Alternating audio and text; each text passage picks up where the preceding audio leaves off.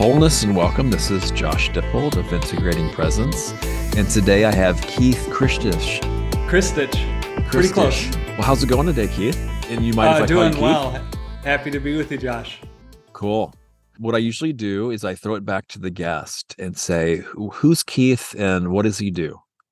Yeah, that's a good question, an evolving answer, isn't it, for us all? Yeah, I think I'm a Buffalonian, so I'm in the States and live and work as a way of serving the world to help people slow down.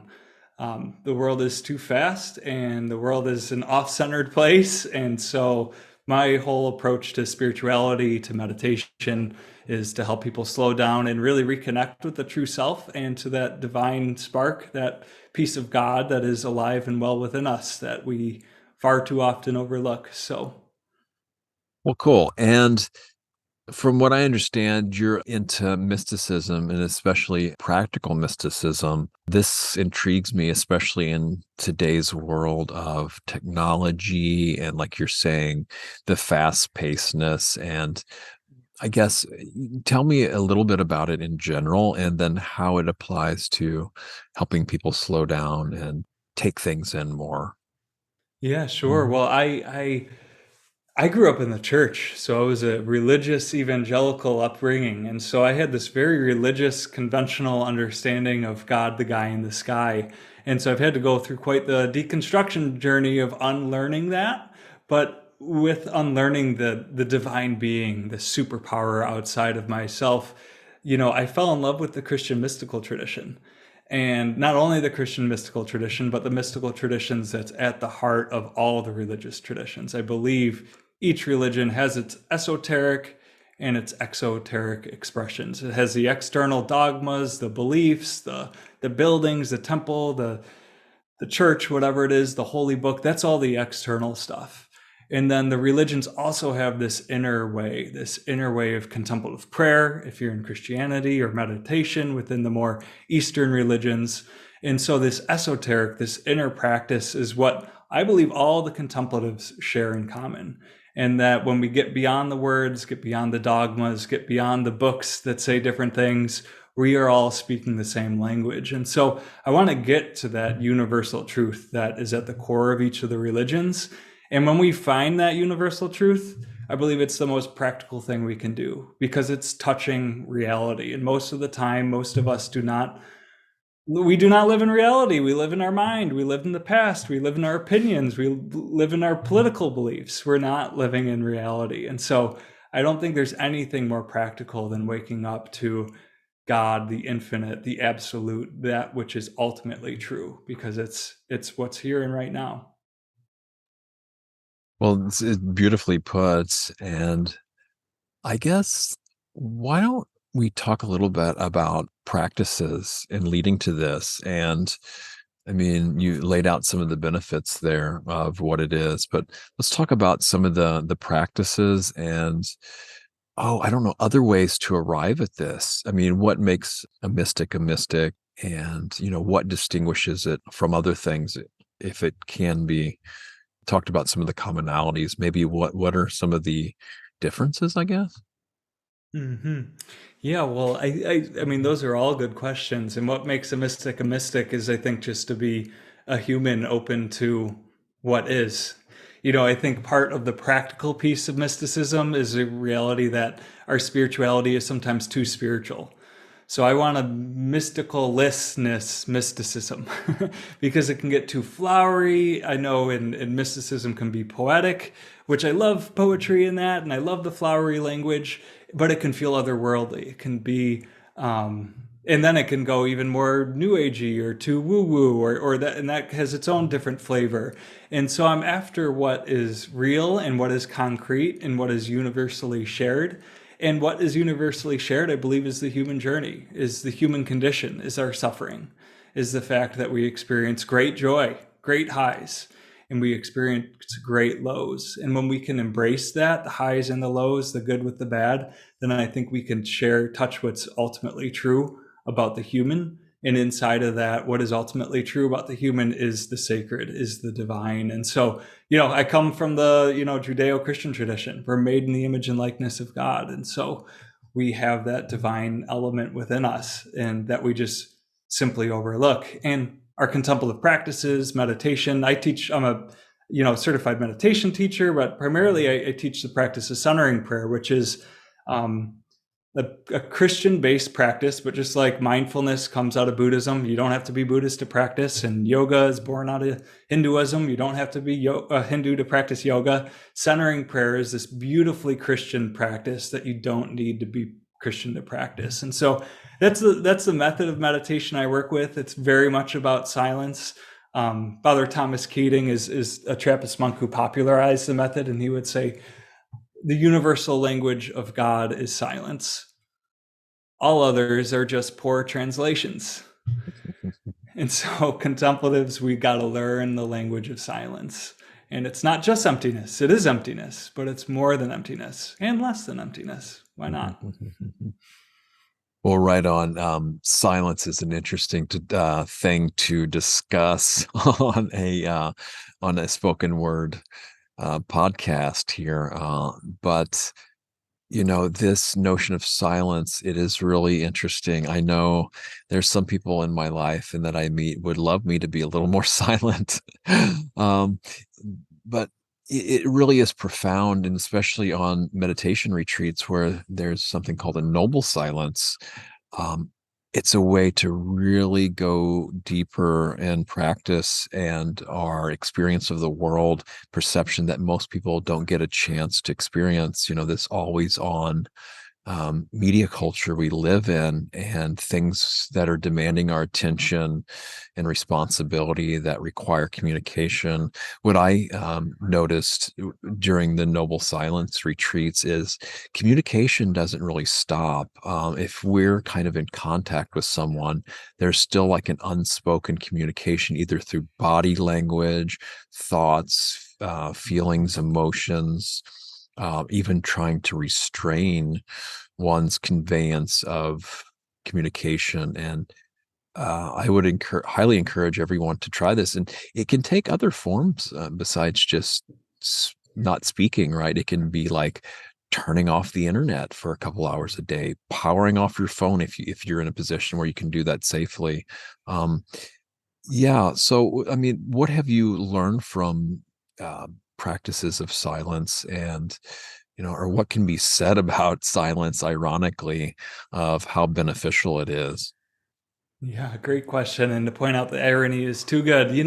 We can talk about it in a couple different angles. I mean, we have external silence, which we certainly seek in our meditation practices. We go to quiet places in your home, quiet places in nature, quiet places like a monastery. But then there's also interior silence, this word that we use in the contemplative tradition, internal silence, interior. And it's not just inner quiet of the mind. And so I think we could play with these because we use external silence. And I one practice I do is my sacred hour in the morning. I start my day without the internet, without my phone, without noise, without reading email and reading the news. It's like protecting that sacred time of day, just like I protected it at the end of the day, to start the day with silence.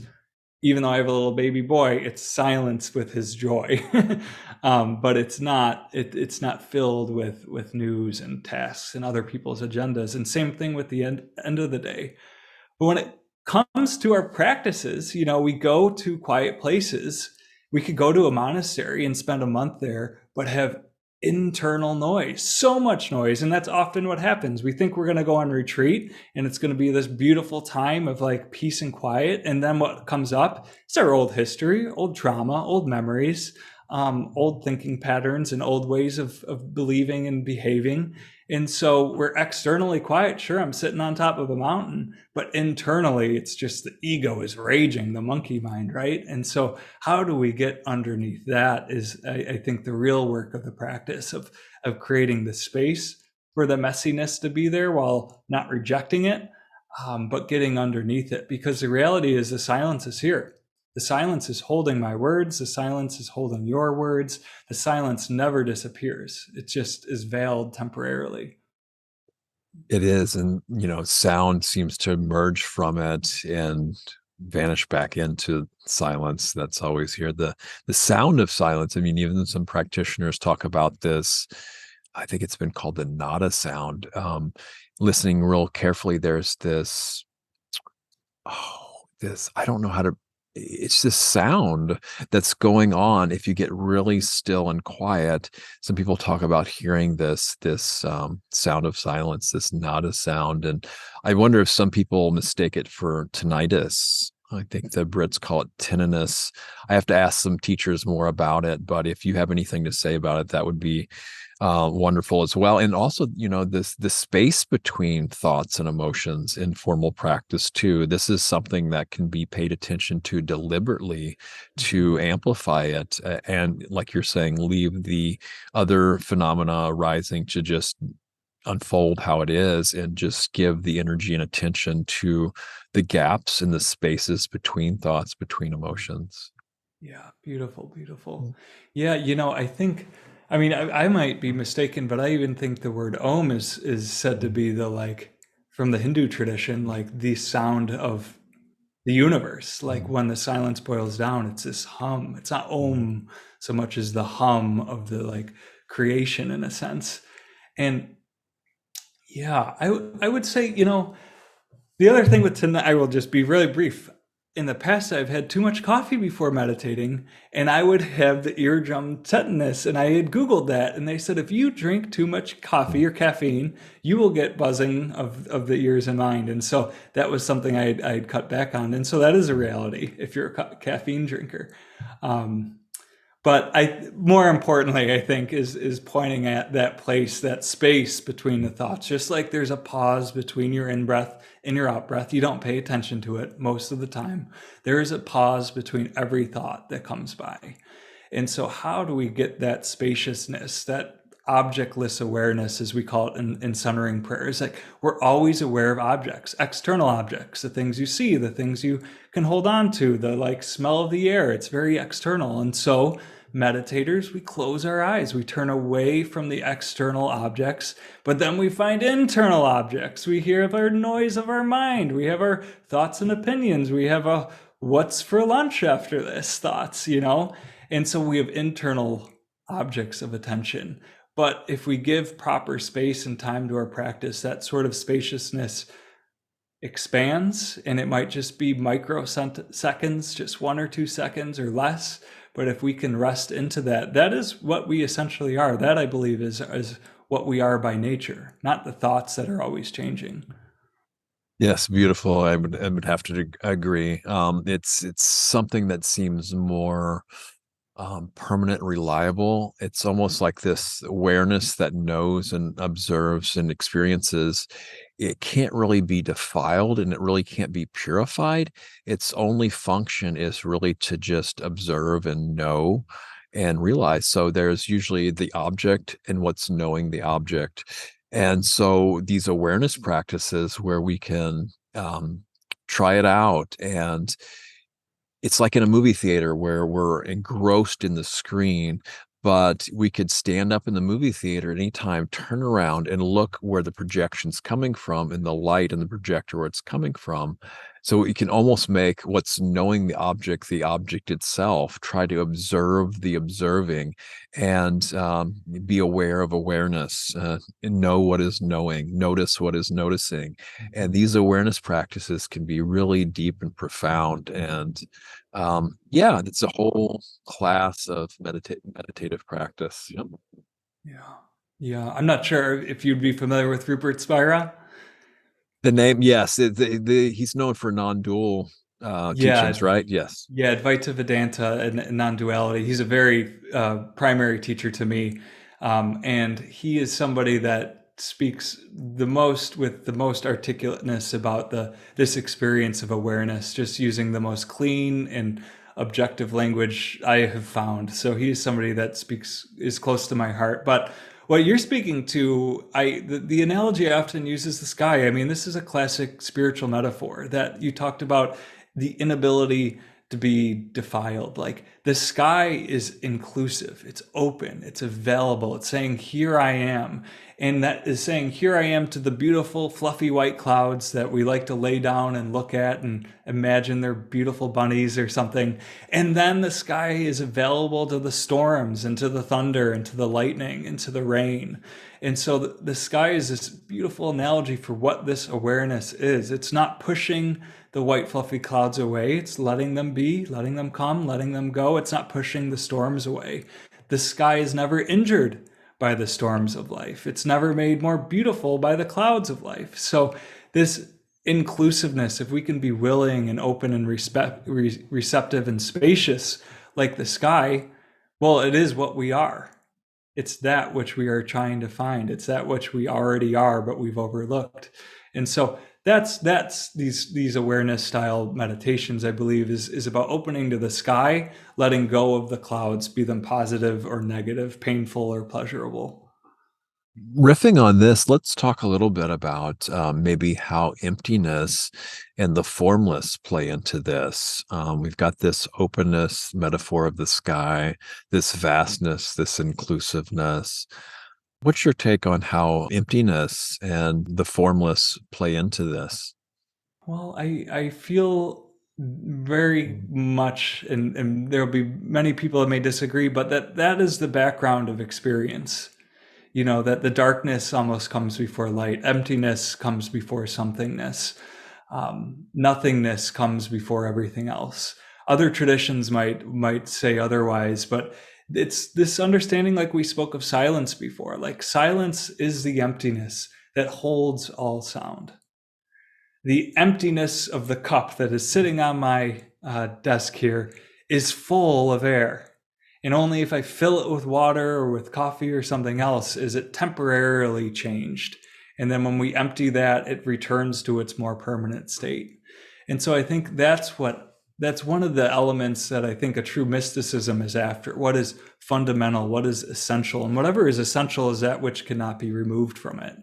So if I take my glass, which is glass, this is a mason jar, and if I throw it against the wall, it is no longer a mason jar. Its form is destroyed, but it will remain the glass, the glassness. We could crush it up into billions of pieces. And the mason jar, the cup, its form would be no more, but the glass would still exist. And so when I think of formlessness, I think of what is ultimately essential. When I think of the nothingness, when I think of emptiness, that's the background. That's the essential nature of things.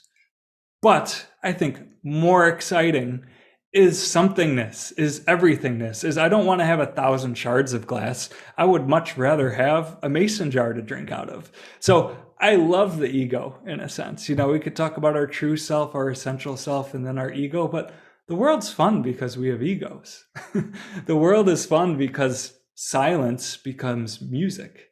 And so I think it's this beautiful dance between the two worlds. And as a society, we affirm the ego and we forget our true nature. So as spiritual traditions, we return to our true nature, but we can also play with the ego. Really good point, because I know I've gotten rid of seemingly a lot of gross inferior conceit, superior conceit, and there's even this subtle form of conceit thinking, oh, I'm just as good as this guy, right? Even that's a kind of a subtle form of conceit, because we all have our own uniqueness to offer that can really be unmatched by anyone. But there's this kind of spiritual ego I still have and still working on, and I think the way, there's a dog running up to me now.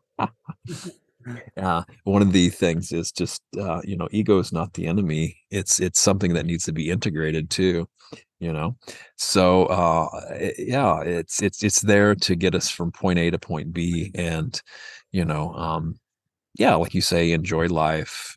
But it's when it starts running the show is when it gets to be, it can get out of hand sometimes, right? Yeah, absolutely. And I just totally affirm that, because we get a lot of mixed messages about the ego, that like ego is the enemy, or yeah, you have to kill the ego. But I'm of the persuasion you don't have to kill anything to be spiritual. The ego isn't even a thing that you can kill. It's just an activity, a play of the mind. So yeah, how to integrate it, how to befriend it, because It's there. It's a part of reality. Someone, a fellow centering prayer practitioner, said to treat it like a puppy, like an untrained puppy. Like I was like, I could do that. I can treat my mind as an untrained puppy. Hopefully, tune it up. It's a really good metaphor for meditation training too. I think Jack Cornfield uses this metaphor of a new puppy. You tell it to stay, and then it will go wander off, and you don't need to beat the puppy, or anything like that. You just come back again and again, train it, stay.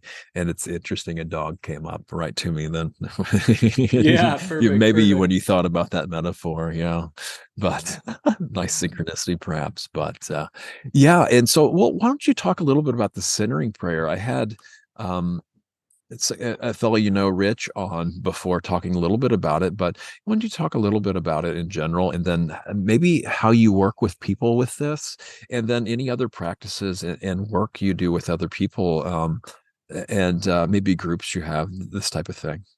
Sure, sure. Yeah. Well, to speak to centering prayer, it's really an updated form of the contemplative prayer tradition within the Christian church. And again, you don't have to be Christian to practice it, because it's ultimately a practice about consenting, is the word we use. Consent means to say yes, to celebrate the divine presence and action within us, to say that the sacred, the absolute, the all in all, the spirit, Yahweh, whatever framework you have, the divine is present and alive within us and acting in our favor.